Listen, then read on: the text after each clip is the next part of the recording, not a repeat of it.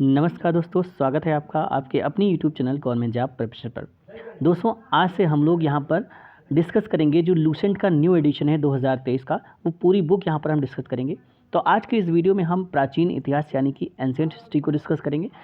Next video में medieval history यानी मध्यकालीन भारत, देन आधुनिक भारत, उसके बाद भूगोल यानी ज्योग्राफी, देन पॉलिटी। इस तरीके से जितने भी सेक्शंस हैं, विविध सारे सेक्शंस हम लोग ज्योग्राफी लूसेंट के डिस्कस करेंगे और पूरी लूसेंट बुक यहाँ पर हम लोग कंप्लीट करेंगे। और ये आपका 2023 एडिशन है। इसमें एक चीज़ नई ऐड की गई है लूसेंट में, जो आपका पर्यावरण है, जो कि पहले लूसेंट में नहीं आता था, उसको भी हम लोग यहाँ पर पूरा डिस्कस करेंगे। और आप कोई भी एग्ज़ाम की प्रिपरेशन कर रहे हैं, वनडे एग्ज़ाम की, खासकर UPSSC के एग्ज़ाम की अगर आप प्रिपरेशन कर रहे हैं तो उसके लिए बेहद ही महत्वपूर्ण बुक है। और उसके बाद हम करंट अफेयर्स के भी पिछले 2, 4, 6 महीने से लेकर आगे आने वाले एग्जाम तक के करंट अफेयर्स की मंथली मैगजीन कवर करते हुए चलेंगे, तो उसको भी आप लोग वीडियो को जरूर देखिएगा। तो ज़्यादा समय न लेते हुए चलिए स्टार्ट करते हैं। तो सबसे पहले स्टार्ट करते हैं भारत का इतिहास। तो उत्तर में हिमालय से लेकर दक्षिण में समुद्र तक फैला यह उपमहाद्वीप भारतवर्ष के नाम से ज्ञात है, जिसे महाकाव्य तथा पुराणों में भारतवर्ष अर्थात भरतों का देश के नाम से तथा यहाँ के निवासियों को भारती अर्थात भरत की संतान कहा गया है। भरत एक प्राचीन कबीले का नाम है। प्राचीन भारतीय अपने देश को जम्बूद्वीप अर्थात जम्बू यानी जामुन वृक्षों का द्वीप कहते थे। प्राचीन ईरानी इसे सिंधु नदी के नाम से जोड़ते थे, जिसे वे सिंधु न कहकर हिंदू कहते थे। यही नाम फिर पूरे पश्चिम में फैल गया और पूरे देश को इसी नदी के नाम से जाना जाने लगा। यूनानी इसे इंदे और अरब इसे हिंद कहते थे। मध्यकाल में इस देश को हिंदुस्तान कहा जाने लगा। यह शब्द भी फारसी शब्द हिंदू शब्द से बना है। यूनानी भाषा के इंदे के आधार पर अंग्रेज इसे इंडिया कहते थे। तो इस तरीके से इसका कुछ जो हमारा जो नाम है हमारे भारत का किस तरीके से पड़ा, उसके बारे में यहाँ पर कुछ हिस्ट्री बताई गई है। विंध्य की पर्वत श्रृंखला देश को उत्तर और दक्षिण 2 भागों में बांटती है। उत्तर में इंडो यूरोपीय परिवार की भाषाएं बोलने वालों की संख्या और दक्षिण में द्रविड़ परिवार की भाषाएं बोलने वालों का बहुमत है। भारत की जनसंख्या का निर्माण प्रमुख 4 नस्लों के लोगों के मिश्रण से हुआ है। ये इस प्रकार है, तो बहुत इंपॉर्टेंट है कौन कौन से नस्लों से मिलकर हमारे भारत की जनसंख्या का निर्माण हुआ है। तो पहला जाता है प्रोटो ऑस्ट्रेलाइट, दूसरा है पैलियो मेडिटेरियन, दूसरा काकेशाइड, तीसरा निग्रोइड और चौथा है मंगोलाइड। भारतीय इतिहास को अध्ययन की सुविधा के लिए 3 भागों में बांटा गया है: प्राचीन इतिहास, मध्यकालीन इतिहास एवं आधुनिक इतिहास। आगे बढ़ते हैं। सबसे पहले इतिहास को 3 भागों में जो बांटने का श्रेय है वो इतिहासकार क्रिस्टोफ सेलियरस को जाता है। तो यहाँ पर ध्यान रखना है कि सबसे पहले इतिहास को 3 भागों में बांटने का श्रेय किसे जाता है, तो क्रिस्टोफ सेलियरस को जाता है। ठीक है, नेक्स्ट आते हैं हम प्राचीन भारत की स्टडी स्टार्ट करते हैं। तो प्राचीन भारतीय इतिहास के स्रोत। तो प्राचीन भारतीय इतिहास के विषय में जानकारी मुख्यतः 4 स्रोतों से प्राप्त होती है। पहला है धर्मग्रंथ, दूसरा है ऐतिहासिक ग्रंथ, तीसरा है विदेशियों का विवरण और चौथा है पुरातत्व संबंधी साक्ष्य। तो अगर हम प्राचीन भारत की हिस्ट्री को जानने का प्रयास करते हैं तो जो प्राचीन हिस्ट्री है इसकी जानकारी हमें इन 4 स्रोतों से प्राप्त होती है। पहला आपका जो धर्म ग्रंथ होते हैं, जैसे वेद पुराण हमारे धर्म ग्रंथ हो जाते हैं। ऐतिहासिक ग्रंथ जो होते हैं, विदेशियों का जो विवरण यानी विदेशी जो आते थे वो जो कुछ विवरण अपना लिखते थे, और पुरातत्व संबंधी साक्ष्य यानी खुदाई से जो भी साक्ष्य प्राप्त होते थे, उनसे मिलाकर हमारी प्राचीन इतिहास यानी हमारी प्राचीन हिस्ट्री का, एंशिएंट हिस्ट्री का जो है लेखन किया गया है। आगे बढ़ते हैं। धर्म ग्रंथ एवं ऐतिहासिक ग्रंथ से मिलने वाली महत्वपूर्ण जानकारी। तो भारत का सर्व प्राचीन धर्म ग्रंथ वेद है, जिसके संकलनकर्ता महर्षि कृष्णद्वैपायन वेद व्यास को माना जाता है। वेद वसुधैव कुटुंबकम का उपदेश देता है। भारतीय परंपरा वेदों को नित्य तथा अपौरुषेय मानती है। वेद 4 हैं: ऋग्वेद, यजुर्वेद, सामवेद और अथर्ववेद। इन 4 वेदों को संहिता कहा जाता है, तो बहुत इंपॉर्टेंट है। आगे बढ़ते हैं। ऋग्वेद के बारे में अब जानते हैं। तो ऋचाओं के क्रमबद्ध ज्ञान के संग्रह को ऋग्वेद कहा जाता है। इसमें 10 मंडल, 1028 सूक्त, वाल्खिल पाठ के 11 सूक्तों सहित एवं 10,462 ऋचाएँ हैं। इस वेद के ऋचाओं के पढ़ने वाले ऋषि को होत्र कहते हैं। तो यहाँ पर ध्यान रखना है कि जो ऋग्वेद की ऋचाओं को पढ़ने वाले ऋषि होते हैं उनको होत्र कहते हैं। इस वेद से आर्य की राजनीतिक प्रणाली, इतिहास एवं ईश्वर की महिमा के बारे में जानकारी मिलती है, तो ये इंपॉर्टेंट है। आगे बढ़ते हैं। विश्वामित्र द्वारा रचित ऋग्वेद के 3रे मंडल में, तो ऋग्वेद किसके द्वारा रचित है? विश्वामित्र के द्वारा रचित ऋग्वेद के 3रे मंडल में सूर्य देवता यानी सावित्री को समर्पित प्रसिद्ध गायत्री मंत्र है। तो यहाँ पर पूछा जाता है कि गायत्री मंत्र किसको समर्पित है, तो सूर्य देवता सावित्री को समर्पित है। नेक्स्ट है, इसके 9वें मंडल में देवता सोम का उल्लेख है। तो ये सब चीज़ें ध्यान में रखनी है आपको। इसके 8वें मंडल की हस्तलिखित ऋचाओं को खिल कहा जाता है। तो ध्यान रखना है, इसके 8वें मंडल की जो हस्तलिखित ऋचाएँ हैं उनको खिल कहा जाता है। चातुर्वर्ण समाज की कल्पना का आदि स्रोत ऋग्वेद के 10वें मंडल में वर्णित पुरुष सूक्त है। तो यहाँ पर दोस्तों जो हमारे 4 वर्ण का जो विधान है, इसका जो सर्वप्रथम उल्लेख मिलता है वो चातुर्वर्ण समाज की जो कल्पना का आदि स्रोत माना जाता है वो ऋग्वेद के 10वें मंडल में वर्णित पुरुष सूक्त है, जिसके अनुसार 4 वर्ण ब्राह्मण, क्षत्रिय, वैश्य और शूद्र, ये 4 वर्ण हमारे यहाँ पर डिवीजन यहाँ पर किया गया है। ठीक है। आदि पुरुष ब्रह्मा के क्रमशः मुख, भुजाओं, जंघाओं और चरणों से उत्पन्न हुए। तो यहाँ पर बताया गया है कि ब्राह्मण जो कि मुख से ब्रह्मा जी की उत्पन्न हुआ है, क्षत्रिय जो कि भुजाओं से ब्रह्मा जी की उत्पन्न हुआ है, वैश्य जो कि जंघाओं से और चरणों से शूद्र की उत्पत्ति हुई है। धर्मसूत्र 4 प्रमुख जातियों की स्थितियों, व्यवसायों, दायित्वों, कर्तव्यों तथा विशेषाधिकारों में स्पष्ट विभेद करता है। ऋग्वेद के कई परिच्छेदों में प्रयुक्त अघन्य शब्द का संबंध गाय से है। तो अघन्य का संबंध किससे है? गाय से है। नेक्स्ट आते हैं ईसा पूर्व एवं ईस्वी। तो ये आप लोग जानते होंगे, फिलहाल बता देते हैं इसमें। वर्तमान में प्रचलित ग्रेगोरियन कैलेंडर, ईसाई कैलेंडर या जूलियन कैलेंडर ईसाई धर्मगुरु ईसा मसीह के जन्म वर्ष जो कि कल्पित है पर आधारित है। ईसा मसीह के जन्म के पहले समय को ईसा पूर्व यानी BC before the birth of Jesus Christ कहा जाता है। ईसा पूर्व में वर्षों की गिनती उल्टी दिशा में होती है। जैसे महात्मा बुद्ध का जन्म 563 ईसा पूर्व में एवं मृत्यु 483 ईसा पूर्व में हुआ, यानी ईसा मसीह के जन्म के 563 वर्ष पूर्व महात्मा बुद्ध का जन्म हुआ एवं 483 वर्ष पूर्व मृत्यु हुई। इस तरीके से आप समझ सकते हैं।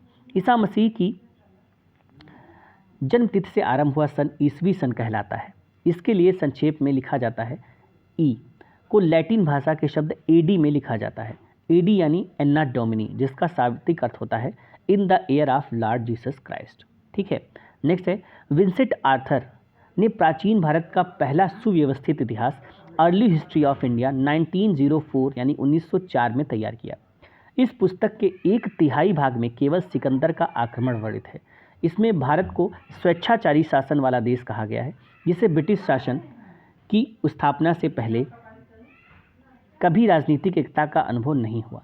उन्होंने लिखा है, वस्तुतः भारतीय इतिहासकारों का सरोकार शासन के एकमात्र स्वरूप तानाशाही से ही है। आगे बढ़ते हैं। वामनावतार के 3 पगों के आख्यान का प्राचीनतम स्रोत ऋग्वेद है। ऋग्वेद में इंद्र के लिए 250, अग्नि के लिए 200 ऋचाओं की रचना की गई है। नेक्स्ट है प्राचीन भारतीय इतिहास के साधन के रूप में वैदिक साहित्य में ऋग्वेद के बाद शतपथ ब्राह्मणों का स्थान है। यजुर्वेद की बात करते हैं। सस्वर पाठ के लिए मंत्रों तथा बल के समय अनुपालन के लिए नियमों का संकलन यजुर्वेद कहलाता है। इसके पाठकर्ता को अध्वर्यु कहते हैं। तो यहाँ पर ध्यान रखना है, हमारा जो ऋग्वेद था उसके पाठकर्ता को हेउत्र कहते थे और इसके पाठकर्ता को अध्वर्यु कहते हैं, अध्वर्यु। ठीक है। यजुर्वेद में यज्ञों के नियमों एवं विधि विधानों का संकलन मिलता है। इसमें बलिदान विधि का भी वर्णन है। यह एक ऐसा वेद है जो गद्य एवं पद्य दोनों में है। तो दोस्तों यहाँ पर ध्यान रखना है कि कौन सा ऐसा वेद है जो गद्य और पद्य दोनों में है, तो वो है आपका यजुर्वेद। नेक्स्ट है साम का शाब्दिक अर्थ है गान। इस वेद में मुख्यतः यज्ञों के अवसर पर गाए जाने वाले ऋचाओं मंत्रों का संकलन है। इसके पाठकर्ता को उद्रात्र कहते हैं। तो यहाँ पर ध्यान रखना है, सामवेद के पाठकर्ता को उद्रात्र कहते हैं। इसका संकलन ऋग्वेद पर आधारित है। इसमें 1810 सूक्त हैं जो प्राय ऋग्वेद से लिए गए हैं। इसे भारतीय संगीत का जनक भी कहा जाता है। तो ध्यान रखना है, इसे भारतीय संगीत का जनक कहा जा सकता है, तो वो ऋग्वेद को जो है यजुर्वेद को, सामवेद को कहा जा सकता है। यजुर्वेद तथा सामवेद में किसी भी विशिष्ट ऐतिहासिक घटना का वर्णन नहीं मिलता, ये ध्यान रखना है। नेक्स्ट है अथर्ववेद पे आते हैं। तो अथर्वा ऋषि द्वारा रचित इस वेद में कुल 731 मंत्र तथा लगभग 6000 पद्य हैं। इसके कुछ मंत्र ऋग्वैदिक मंत्रों से भी प्राचीनतर हैं। औषधों का उल्लेख सबसे पहले अथर्ववेद में मिलता है। तो अथर्ववेद औषधियों से भी संबंधित है, कह सकते हैं। नेक्स्ट है ऐतिहासिक दृष्टि से अथर्ववेद का महत्व इस बात में है कि इसमें सामान्य मनुष्यों के विचारों तथा अंधविश्वासों का विवरण मिलता है। तो ये यहाँ पर बहुत इंपॉर्टेंट होता है।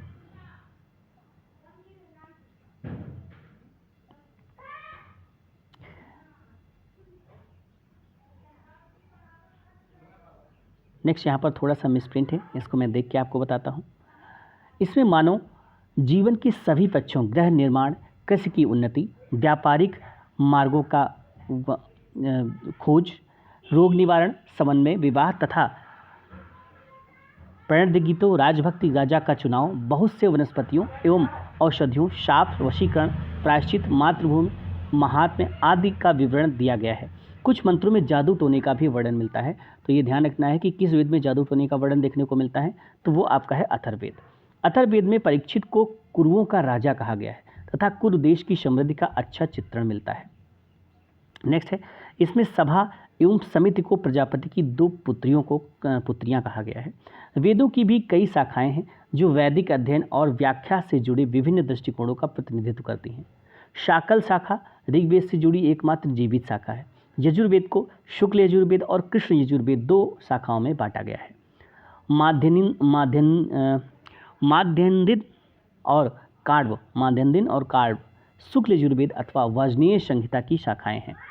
नेक्स्ट है आपका कृष्ण यजुर्वेद से जुड़ी शाखाएं काठक, कनिष्ठल, मैत्रायणी, तैत्तिरीय, कौमुद हैं। कौमुद रामायणी एवं जैमिनी या तलवकार सामवेद की शाखाएं हैं। अथर्ववेद की शाखाएं शौनक और पैपलाद हैं। तो इस तरीके से ये कुछ शाखाएं हैं, आपको ध्यान में रखना है। सबसे प्राचीन वेद ऋग्वेद एवं सबसे बाद का वेद अथर्ववेद है। इंपॉर्टेंट पॉइंट है। आगे आते हैं ब्राह्मण, आरण्यक तथा उपनिषद।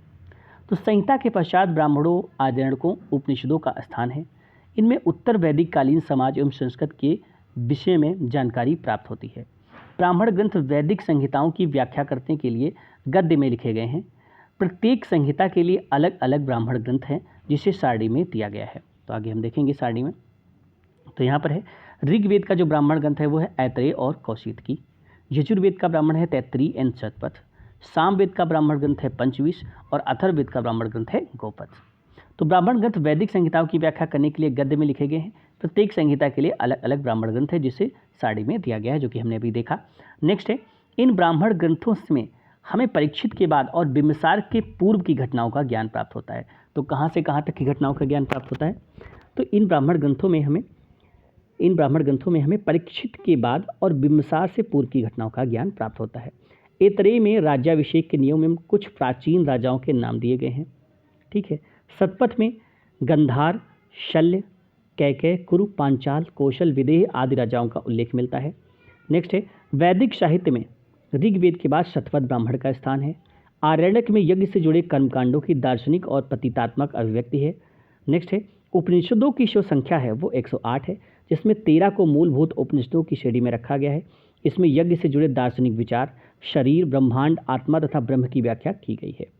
आगे है, स्त्री की सर्वाधिक गिरी हुई स्थिति मैत्रायणी संहिता से प्राप्त होती है। तो ध्यान रखना है, मैत्रायणी जो संहिता है उसमें स्त्रियों की सबसे गिरी स्थिति प्राप्त होती है, जिसमें जुआ और शराब की भांति स्त्री को पुरुष का तीसरा मुख्य दोष बताया गया है। नेक्स्ट है, शतपथ ब्राह्मण में स्त्री को पुरुष की अर्धांगिनी कहा गया है। जाबालोपनिषद में चारों आश्रमों का उल्लेख मिलता है। ये बहुत इंपॉर्टेंट है। चारों आश्रमों का उल्लेख किसमें मिलता है? जाबालोपनिषद में। स्मृत ग्रंथों में सबसे प्राचीन एवं प्रमाणित मनुस्मृति मानी जाती है। यह शुंग काल का मानक ग्रंथ है। तो शुंग काल का है। नारद स्मृत गुप्त युग के विषय में जानकारी प्रदान करती है। आगे बढ़ते हैं, नेक्स्ट देखते हैं वेदांग एवं सूत्र। तो वेदों को भली भांति समझने के लिए 6 वेदांगों की रचना हुई। तो वेद जो होते हैं उनको अच्छे से समझने के लिए वेदांगों की रचना हुई, और ये कितने हैं? 6, जिनके नाम है शिक्षा यानी शुद्ध उच्चारण शास्त्र, कल्प यानी कर्मकांडी विधि, निरुक्त यानी शब्दों को व्युत्पत्ति का शास्त्र, व्याकरण, छंद व ज्योतिष। तो इस तरीके से 6 आपके वेदांग भी माने जाते हैं। नेक्स्ट देखते हैं, वैदिक साहित्य को अक्षुण्ण बनाए रखने के लिए सूत्र साहित्य का प्रणयन किया गया है। श्रौत, ग्रह तथा धर्म सूत्रों के अध्ययन से हमें यज्ञीय विधि विधानों, कर्मकांडों तथा राजनीतिक विधि एवं व्यवहार से संबंधित महत्वपूर्ण बातों का ज्ञान होता है। प्रमुख सूत्रकारों में गौतम बौधायन, आपस्तंभ, वाशिष्ठ आदि के नाम विशेष रूप से उल्लेखनीय है। सूत्रों में गौतम धर्मसूत्र सबसे प्राचीन माना गया है। तो इंपॉर्टेंट है। आगे है पुराण। तो भारतीय ऐतिहासिक कथाओं का सबसे अच्छा क्रमबद्ध विवरण विष्णु पुराण, मौर्य वंश पुराणों में मिलता है। इनके मत्स्य पुराण आंध्र सातवाहन रचयिता लोमहर्ष अथवा इनके वायु पुराण गुप्त वंश पुत्र उग्रश्रवा माने जाते हैं। इनकी संख्या 18 है। जिसमें से केवल 5 मत्स्य, वायु, विष्णु, ब्राह्मण और भागवत में ही राजाओं की वंशावली पाई जाती है। आगे बढ़ते हैं। पुराणों में मत्स्य पुराण सबसे प्राचीन एवं प्रमाणिक है, तो बहुत इंपॉर्टेंट है। अधिकतर पुराण सरल संस्कृत श्लोक में लिखे गए हैं। स्त्रियां तथा शूद्र जिन्हें वेद पढ़ने की अनुमति नहीं थी, वे भी पुराण सुन सकते थे। पुराणों का पाठ पुजारी मंदिरों में किया करते थे। सामाजिक एवं सांस्कृतिक दृष्टि से अग्नि पुराण का काफ़ी महत्व है, जिसमें राजतंत्र के साथ साथ कृषि संबंधी विवरण भी दिया गया है। आगे बढ़ते हैं। बौद्ध, जैन एवं अन्य साहित्य, तो अब आगे आ जाते हैं। जातक में बुद्ध की पूर्व जन्म की कहानी वर्णित है। हीनयान का प्रमुख ग्रंथ कथा वस्तु है, जिसमें महात्मा बुद्ध की जीवन चरित्र अनेक कथानकों में साथ वर्णित है। जैन साहित्य को आगम कहा जाता है। जैन धर्म का प्रारंभिक इतिहास कल्पसूत्र से ज्ञात होता है। जैन ग्रंथ भगवती सूत्र में महावीर के जीवन कृत्यों तथा अन्य समकालिकों के साथ उनके संबंधों का विवरण मिलता है। नेक्स्ट है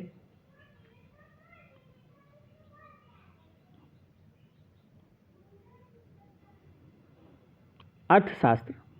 नेक्स्ट है अर्थशास्त्र के लेखन में, एक मिनट,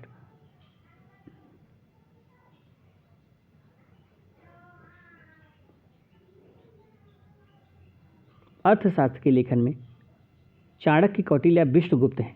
यह 15 अधिकरणों में एवं 118 प्रकरणों में विभाजित है। इसमें मौर्यकालीन इतिहास की जानकारी प्राप्त होती है। अनुवादक श्याम शास्त्री। ठीक है, नेक्स्ट आते हैं। संस्कृत साहित्य में ऐतिहासिक घटनाओं को क्रमबद्ध लिखने का सर्वप्रथम प्रयास कल्हड़ के द्वारा किया गया। तो इंपॉर्टेंट है ये सारे पॉइंट, क्योंकि लूसेंट है, इसका एक एक पॉइंट बहुत इंपॉर्टेंट है। कल्हड़ द्वारा रचित पुस्तक राज तरंगिणी, राजाओं की नदी है। इस ग्रंथ में 8 सर्ग हैं, जिन्हें तरंगों की संज्ञा दी गई है। इसमें प्रारंभ से लेकर 12वीं सदी तक के कश्मीर के शासकों का वर्णन मिलता है। नेक्स्ट आते हैं। अरबों की सिंध विजय का वृत्तांत चचनामा, लेखक अली अहमद में सुरक्षित है। आगे है अष्टाध्यायी, संस्कृत भाषा व्याकरण की प्रथम पुस्तक के लेखक पाणिनि हैं। इससे मौर्य के पहले का इतिहास तथा मौर्य युगीन राजनीतिक व्यवस्था की जानकारी प्राप्त होती है। नेक्स्ट है अष्टाध्यायी में पहली बार लिपि शब्द का प्रयोग हुआ है। कात्यायन की गार्गी संहिता एवं ज्योतिष ग्रंथ है। फिर भी इसमें भारत पर होने वाले यवन आक्रमण का उल्लेख मिलता है। पतंजलि पुष्यमित्र शुंग के पुरोहित थे। इनके महाभाष्य से शुंगों के इतिहास का पता चलता है। नेक्स्ट है विदेशी यात्रियों से मिलने वाली प्रमुख जानकारी। तो अभी तक हम धर्म ग्रंथों से संबंधित जानकारी को पढ़ रहे थे, अब विदेशी यात्रियों से मिलने वाली प्रमुख जानकारी यहाँ पर देखेंगे। तो पहला है यूनानी रोमन लेखक टेशियस, यह ईरान का राजवैद्य था। भारत के संबंध में इसका विवरण आश्चर्यजनक कहानियों से परिपूर्ण होने के कारण अविश्वसनीय है।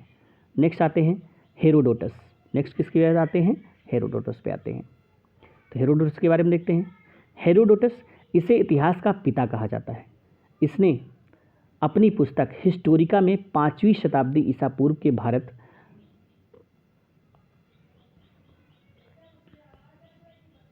ईरान के, यानी भारत फारस जिसे हम ईरान बोलते हैं, के संबंध का वर्णन किया है, परंतु इसका विवरण अनुश्रुतियों एवं अफवाहों पर आधारित है।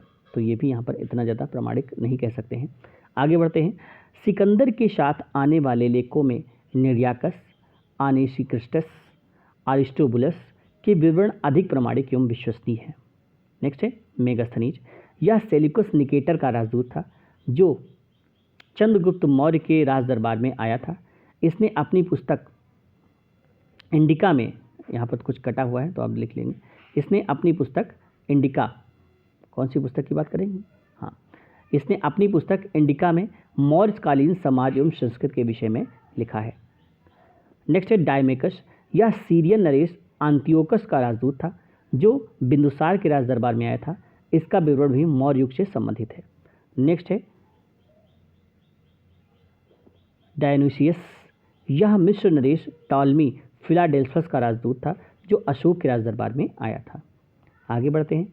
टॉलमी, इसने 2री शताब्दी के भारत का भूगोल नामक पुस्तक लिखी है।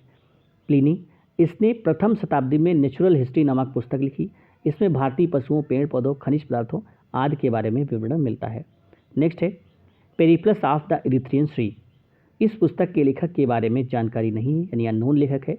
यह लेखक करीब 80 ईस्वी में हिंद महासागर की यात्रा पर आया था।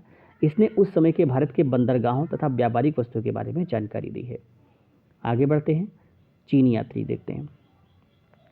तो चीनी यात्री देखें तो फायान, यह चीनी यात्री गुप्त नरेश चंद्रगुप्त द्वितीय के दरबार में आया था। इसने अपने विवरण में मध्य प्रदेश के समाज एवं संस्कृति के बारे में वर्णन किया है। इसने मध्य प्रदेश की जनता को सुखी एवं समृद्ध बताया है। यह 14 वर्षों तक भारत में रहा था। नेक्स्ट है संयुगन, यह 518 में भारत आया। इसने अपने 3 वर्षों की यात्रा में बौद्ध धर्म की प्राप्तियां एकत्रित की। नेक्स्ट है वेनसांग, वेनसांग यह हर्षवर्धन के शासनकाल में भारत आया था। वेनसांग 629 ईस्वी में चीन से भारत के लिए प्रस्थान किया और लगभग 1 वर्ष की यात्रा के बाद सर्वप्रथम वह भारतीय राज्य कपिशा पहुंचा। भारत में 15 वर्षों तक ठहरकर 645 ईस्वी में चीन लौट गया। वह बिहार में नालंदा जिला स्थित नालंदा विश्वविद्यालय में अध्ययन करने तथा भारत से बौद्ध ग्रंथों को एकत्र करने ले जाने के लिए आया था।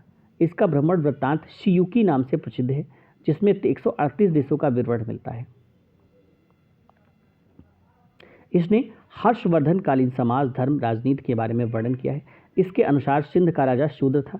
वेनसांग ने बुद्ध की प्रतिमा के साथ साथ सूर्य और शिव की प्रतिमाओं का भी पूजन किया था। आगे बढ़ते हैं, वेनसांग के बारे में थोड़ा और जानते हैं। वेनसांग के अध्ययन के समय नालंदा विश्वविद्यालय के कुलपति आचार्य शीलभद्र थे। इंपॉर्टेंट है, ये एग्जाम में पूछा गया है कि वेनसांग के जिसमें वेनसांग नालंदा विश्वविद्यालय में अध्ययनरत था उस वहाँ के कुलपति कौन थे, तो वो थे आचार्य शीलभद्र। यह विश्वविद्यालय बौद्ध दर्शन के लिए प्रसिद्ध था। इत्सिंग नेक्स्ट आता है, यह 7वीं शताब्दी के अंत में भारत आया। इसने अपने विवरण में नालंदा विश्वविद्यालय विक्रमशिला विश्वविद्यालय तथा अपने समय के भारत का वर्णन किया। आगे बढ़ते हैं, अरबी लेखकों के बारे में जानते हैं। तो सबसे पहले आता है अल-बरूनी, यह महमूद गजनबी के साथ भारत आया था। अल-बरूनी ख्वारिज्म या खीव आधुनिक तुर्कमेनिस्तान का रहने वाला था। अरबी में लिखी गई उसकी कृत किताबुल हिंद तहकीके हिंद भारत की खोज आज भी इतिहासकारों के लिए एक महत्वपूर्ण स्रोत है। यह एक विस्तृत ग्रंथ है जो धर्म, दर्शन, त्योहारों, खगोल, विज्ञान, कीमिया, रीति रिवाज तथा प्रथाओं, सामाजिक जीवन, भारतौल तथा मापन विधियों, मूर्तिकला, कानून, मापतंत्र, विज्ञान आदि विषयों के आधार पर 80 अध्याय में विभाजित है। इसमें राजपूत कालीन समाज, धर्म, रीति रिवाज, राजनीतिक आदि सुंदर प्रकाश डाला गया है, आदि पर सुंदर प्रकाश डाला गया है। नेक्स्ट आते हैं, नेक्स्ट है हमारा इब्न बतूता। इसके द्वारा अरबी भाषा में लिखा गया उसका यात्रा वृत्तांत, जिसे रहला कहा जाता है, 14वीं शताब्दी में भारतीय उपमहाद्वीप के सामाजिक तथा सांस्कृतिक जीवन के विषय में बहुत प्रचुर तथा सबसे रोचक जानकारियाँ देता है। 1333 में दिल्ली में पहुंचने पर इसकी विद्वता से प्रभावित होकर सुल्तान मोहम्मद बिन तुगलक ने इसे दिल्ली का काजी या न्यायाधीश नियुक्त किया। तो ये बहुत इंपॉर्टेंट है। नेक्स्ट है अन्य लेखक कुछ देख लेते हैं। तो तारानाथ, यह एक तिब्बती लेखक था। इसने कंग्यूर तथा तंग्यूर नामक ग्रंथ की रचना की। इसमें भारतीय इतिहास के बारे में जानकारी मिलती है। नेक्स्ट आ जाता है हमारा मार्को पोलो। यह 13वीं शताब्दी के अंत में पांड्य देश की यात्रा पर आया था। इसका विवरण पांड्य इतिहास के अध्ययन के लिए उपयोगी है। अब आते हैं नेक्स्ट हम अपने पुरातत्व संबंधी साक्ष्य से मिलने वाली जानकारी पर। तो देखते हैं, तो भारतीय पुरातत्व शास्त्र का पितामह, father of Indian archaeology, sir Alexander Cunningham को कहा जाता है। 1400 ईस्वी पूर्व के अभिलेख बोगस कोई एशिया माइनर से वैदिक देवता मित्र, वरुण, इंद्र तथा नासत्य अश्विनी कुमार के नाम मिलते हैं। मध्य भारत में भागवत धर्म विकसित होने का प्रमाण यवन राजदूत हेलियोडोरस के वेश नगर विदिशा गरुड़ स्तंभ लेख से प्राप्त होता है। नेक्स्ट आते हैं, सर्वप्रथम भारतवर्ष का जिक्र हाथी गुम्फा अभिलेख में है। सर्वप्रथम दुर्भिक्ष का जानकारी देने वाला अभिलेख सोहगौरा अभिलेख है। इस अभिलेख में संकट काल में उपयोग हेतु खाद्यान्न सुरक्षित रखने का भी उल्लेख है। आगे बढ़ते हैं, सर्वप्रथम भारत पर होने वाले हुड़ों की आक्रमणों की जानकारी भीतरी स्तंभ लेख से प्राप्त होती है। सती प्रथा का पहला लिखित साक्ष्य एरण अभिलेख शासक भानुगुप्त से प्राप्त होती है। सातवाहन राजाओं का पूरा इतिहास उनके अभिलेखों के आधार पर ही लिखा गया है। रेशम बुनकर की श्रेणियों की जानकारी मंदसौर अभिलेख से प्राप्त होती है। कश्मीरी नवपाषाणिक पूरा स्थल बुर्ज होम से गर्तावास गड्ढा घर का साक्ष्य मिलता है। इसमें उतरने के लिए सीढ़ियाँ होती थीं। यहाँ मनुष्य के साथ उसके पालतू कुत्ते को भी दफनाने की प्रथा प्रचलित थी। आगे बढ़ते हैं, प्राचीनतम सिक्कों का आहा सिक्का कहा जाता था। इसी को साहित्य में काशार्पण कहा गया है। सर्वप्रथम सिक्कों पर लेख लिखने का कार्य यवन शासकों ने प्रारंभ किया था। नेक्स्ट आते हैं कुछ महत्वपूर्ण अभिलेख और शासक। पहला है हाथी गुम्फा अभिलेख, तिथरहित अभिलेख है ये, कलिंग राजा खारवेल के द्वारा यहाँ पर बनवाया गया था। नेक्स्ट है जूनागढ़ यानी गिरनार अभिलेख, रुद्रदामन, नासिक अभिलेख, गौतमी बलश्री, प्रयाग स्तंभ अभिलेख, समुद्रगुप्त, एहोल अभिलेख, पुलकेशिन द्वितीय, मंदसौर अभिलेख, मालवा नरेश यशोवर्मन, ग्वालियर अभिलेख, प्रतिहार नरेश भोज, भितरी एवं जूनागढ़ अभिलेख, स्कंदगुप्त, देवपाड़ा अभिलेख, बंगाल शासक विजय सेन। आगे बढ़ते हैं। अभिलेखों का अध्ययन इपिग्राफी कहा जाता है। समुद्रगुप्त की वीणा बजाती हुई मुद्रा वाले सिक्के में से उसके संगीत प्रेमी होने का प्रमाण मिलता है। नेक्स्ट आते हैं अगले पेज पर। अरिकमेडु पुदुचेरी के निकट से रोमन सिक्के प्राप्त हुए हैं। सबसे पहले भारत के संबंध वर्मा, सुवर्ण भूमि वर्तमान में म्यांमार, मलावा, स्वर्णद्वीप, कंबोडिया, कंबोज तथा जावा योद्वीप से स्थापित हुए।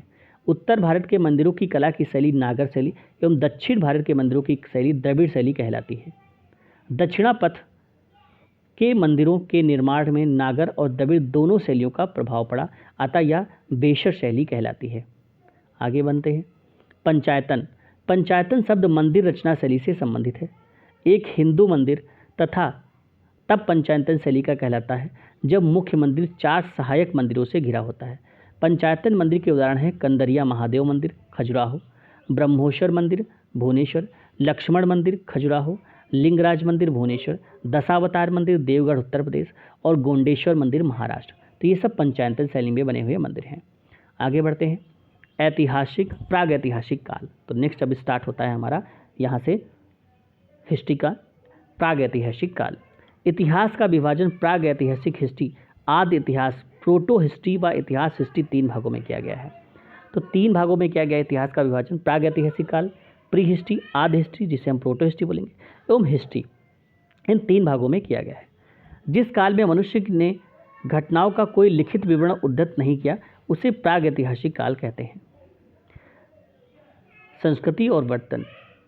मालवा से काला एवं लाल बर्तन संबंधित है, बुजहोम से धूसर और जोखे से लाल। नेक्स्ट है आदि ऐतिहासिक काल। तो सबसे पहले आते हैं आदि ऐतिहासिक काल। उस काल को कहते हैं जिस काल में लेखन कला के प्रचलन के बाद उपलब्ध लेख पढ़े नहीं जा सके हैं। यानी कि इसमें लेखन कला तो उपलब्ध थी बट उसके जो लेख थे वो पढ़े नहीं जा सकते थे, तो उसे हम आदि ऐतिहासिक काल कहते हैं। मानव विकास के उस काल को इतिहास कहा जाता है जिसका विवरण लिखित रूप से उपलब्ध है। नेक्स्ट आते हैं ज्ञानी मानव। तो अब कुछ मानव के बारे में जानते हैं। तो ज्ञानी मानव जो है वो उसको होमो सैपियंस कहा गया। इसका प्रवेश धरती पर आज से लगभग 30 या 40 हज़ार वर्ष पूर्व हुआ। तो यहाँ पर ध्यान रखना है कि जो ज्ञानी मानव जिस होमो सैपियंस जो है उसका जो प्रवेश है इस धरती पर वो आज से लगभग 30 या 40 हज़ार वर्ष पूर्व हुआ। पूर्व पाषाण युग या पुरा पाषाण काल के मानव की जीविका का मुख्य जो आधार था वो शिकार था। शिकार पुरा पाषाण काल में आदि मानव के मनोरंजन के भी साधन थे। नेक्स्ट है आग का जो आविष्कार है ये पुरा पाषाण काल में एवं पहिए का आविष्कार नव पाषाण काल में हुआ। तो ये इंपॉर्टेंट है। मनुष्य में स्थायी निवास की प्रवृत्ति नव पाषाण काल में हुई तथा उसने सबसे पहले कुत्ता को पालतू बनाया। मनुष्य ने सर्वप्रथम तांबा धातु का प्रयोग किया तथा उसके द्वारा बनाया जाने वाला प्रथम औजार कुल्हाड़ी प्राप्त स्थल अतिरपक्कम था। नेक्स्ट है कृषि का आविष्कार नव पाषाण काल में हुआ। प्रागैतिहासिक अन्न उत्पादक स्थल मेहरगढ़ पश्चिमी बलूचिस्तान में स्थित है। कृषि के लिए अपनाई गई सबसे प्राचीन फसल गेहूं पहली फसल एवं जौ थी, लेकिन मानव द्वारा सर्वप्रथम प्रयुक्त अनाज चावल था। नेक्स्ट है कृषि का प्रथम उदाहरण मेहरगढ़ से प्राप्त हुआ है। कोलडिहवा का संबंध चावल के प्राचीनतम साक्ष्य से है। भारत में पूर्व प्रस्तर युग के अधिकांश औजार स्फटिक पत्थर के बने थे। रॉबर्ट ब्रूस फूट पहले व्यक्ति थे जिन्होंने 1863 में भारत में पुरापाषाणकालीन औजारों की खोज की। पल्लावरम नामक स्थान पर प्रथम भारतीय पुरापाषाण कलाकृति की खोज हुई थी। आगे बढ़ते हैं। भारत में मध्य पाषाण काल के विषय में जानकारी सर्वप्रथम 1867 ईस्वी में हुई थी, जब सीएल कालाइन ने विंध्य क्षेत्र में लघु पाषाणोपकरण माइक्रोलिथ्स खोज निकाले। भारत में मानव अस्थिपंजर मध्य पाषाण से ही सर्वप्रथम प्राप्त होते हैं लगता है। भारत में नवपाषाणकालीन सभ्यता का प्रारंभ ईसा पूर्व 4000 के लगभग हुआ। आगे बढ़ते हैं।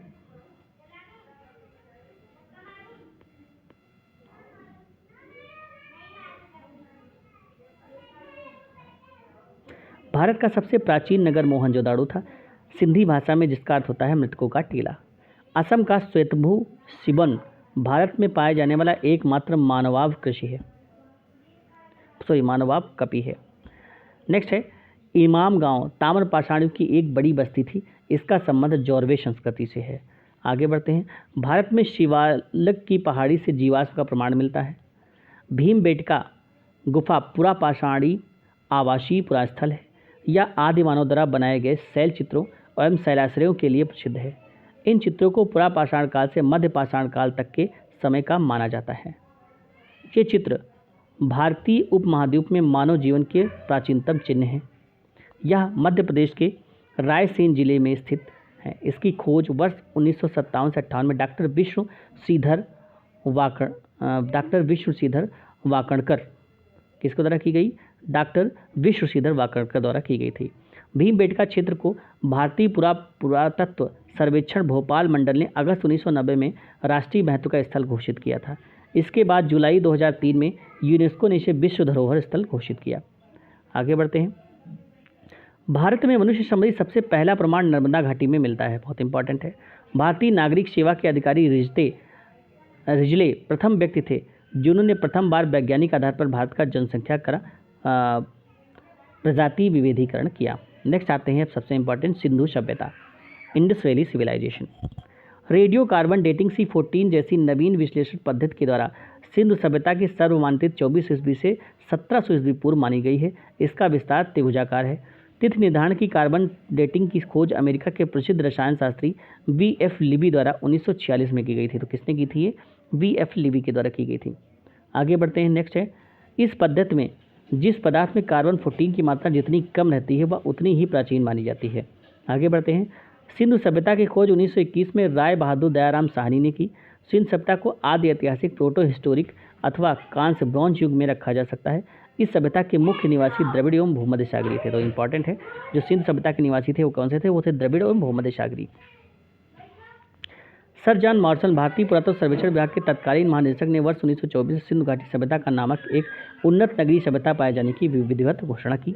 सिंधु सभ्यता के सर्वाधिक पश्चिमी पुरास्थल दास नदी के किनारे स्थित सुतकांगे डोर बलूचिस्तान, पूर्वी पुरास्थल हिंडन नदी के किनारे स्थित आलमगीरपुर जिला मेरठ उत्तर प्रदेश, उत्तरी जो पुरास्थल चिनाब नदी के तट पर स्थित अनखूर के निकट मांदा जम्मू कश्मीर व दक्षिणी पुरास्थल गोदावरी नदी के तट पर दायमाबाद जिला अहमदाबाद महाराष्ट्र है। सिंधु सभ्यता सेंधु सभ्यता नगरीय सभ्यता थी। सेंधु सभ्यता से प्राप्त परिपक्व अवस्था वाले स्थलों में केवल 6 को ही बड़े महानगरों की संज्ञा दी गई है, जिसमें है मोहनजोदाड़ो, हड़प्पा, गढ़वारीवाला, राखीगढ़ी, धौलावीरा एवं कालीबंगन। धौलावीरा भारत में सिंधु घाटी सभ्यता की पहली साइट है, जिसे यूनेस्को ने वर्ष 2021 में विश्व विरासत स्थल की सूची में शामिल किया है। स्वतंत्रता प्राप्ति के पश्चात हड़प्पा संस्कृति से सर्वाधिक स्थल गुजरात से खोजे गए। आगे बढ़ते हैं। सिंधु घाटी सभ्यता का सबसे बड़ा स्थल मोहनजोदाड़ो है, जबकि भारत में इसका सबसे बड़ा स्थल राखीगढ़ी घग्गर नदी है, जो कि हरियाणा के हिसार जिले में स्थित है। इसकी खोज वर्ष 1963 में सूरजभान ने की थी। तो इंपॉर्टेंट है। आगे बढ़ते हैं। लोथन एवं सुदकोटदा सिंधु सभ्यता का बंदरगाह है। जुते हुए खेत एवं नक्काशीदार ईंटों के प्रयोग का साक्ष्य कालीबंगन से प्राप्त हुआ है। मोहनजोदाड़ो से प्राप्त स्नानागार संभवतः सिंधु सभ्यता की सबसे बड़ी इमारत है, जिसके मध्य स्थित स्नान कुंड 11.88 मीटर लंबा, 7.01 मीटर चौड़ा एवं 2.43 मीटर गहरा है। अग्निकुंड लोथल एवं कालीबंगम से प्राप्त है। मोहनजोदाड़ो से प्राप्त एक सील पर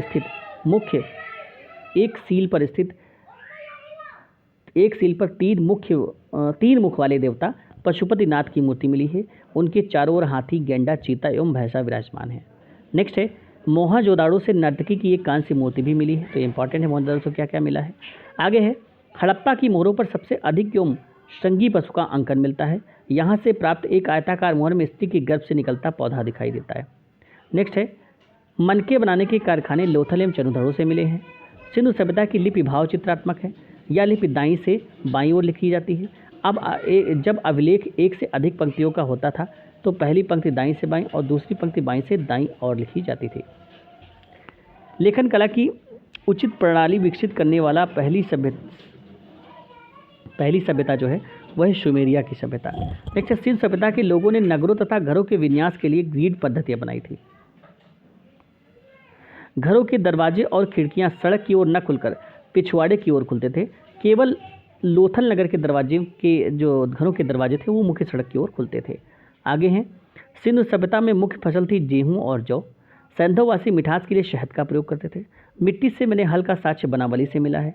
रंगपुर एवं लोथल से चावल के दाने मिले हैं जिससे धान की खेती होने का प्रमाण मिलता है। चावल के प्रथम साक्ष्य लोथल से ही प्राप्त हुए हैं। आगे बढ़ते हैं, सुदकोटदा, कालीबंगन एवं लोथल से सैंधवकालीन घोड़े व अस्थिपंजर मिले हैं।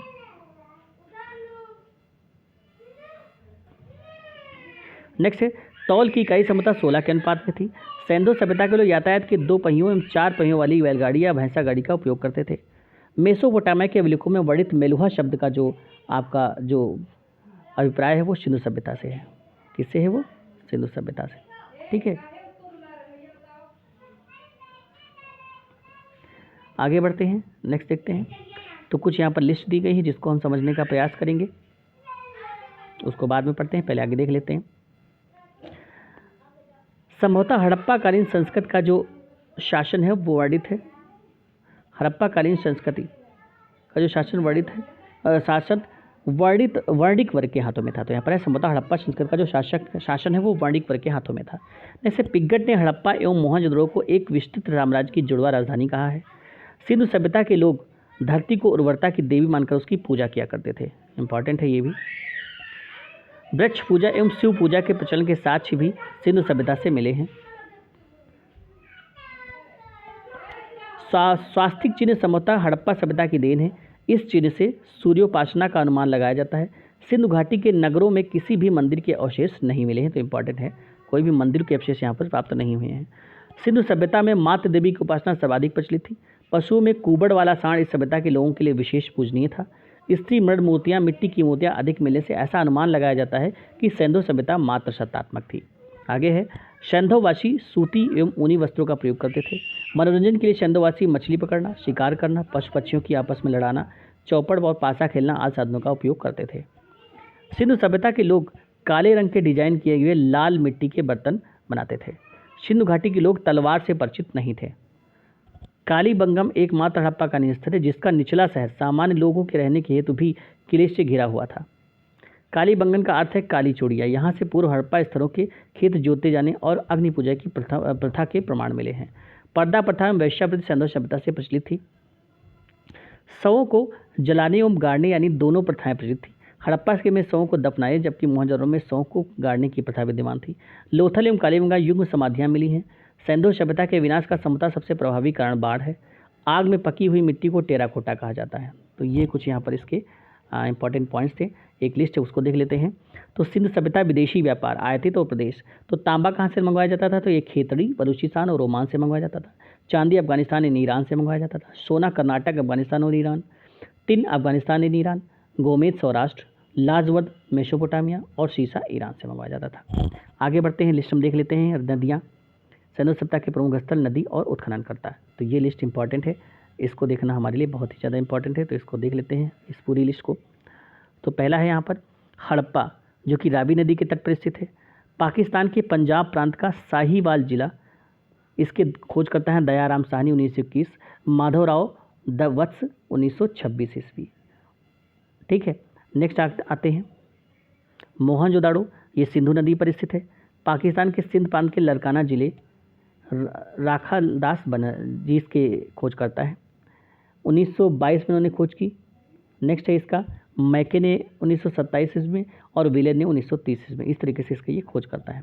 आगे है चनुदड़ो, जो कि हमारा सिंधु नदी के तट पर स्थित है। सिंध प्रांत में पाकिस्तान के नवाब शाह जिला में है। मैके ने 1925 में इसकी खोज की और MG मधुरदास ने 1931 में इसकी खोज की।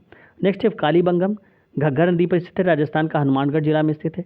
अमलानंद घोष ने 1951 में और बीबी लाल एवं बी के थापर ने इसकी खोज की है। आगे है उत्खनन की है। नेक्स्ट है कोटदीजी, सिंधु नदी के तट पर स्थित है। सिंध प्रांत का खैरपुर स्थान, फजल अहमद ने 1953 में इसका जो है उत्खनन किया है। रंगपुर जो है ये मादा नदी पर स्थित है, गुजरात का काठियावाड़ जिला, और रंगनाथ राव ने इसका 1953-54 में इसका जो है उत्खनन किया। रोपड़ सतलज नदी पर स्थित है, पंजाब के रोपड़ जिले में है। यज्ञदत्त शर्मा ने इसका उत्खनन किया 1953-1956 ईस्वी में। नेक्स्ट है लोथल जो है, लोथल भोगवा नदी पर स्थित है, गुजरात का अहमदाबाद जिला। रंगनाथ राव ने 1954 में इसका जो है उत्खनन किया। आलमगीरपुर हिंडन नदी के तट पर स्थित उत्तर प्रदेश के मेरठ जिला में स्थित है। यज्ञदत्त शर्मा ने इसका उत्खनन किया। सुतकांगे डोर जो है ये दास नदी के पर स्थित है, पाकिस्तान के मकराना में सऊदी तट के किनारे है, और ऑरेल स्टाइन ने इसका जो है उत्खनन किया है। नेक्स्ट है बनावली जो है ये रंगोई नदी पर स्थित है, हरियाणा का हिसार जिला, और रविंद्रनाथ विश्व ने इसका जो है खोज किया है।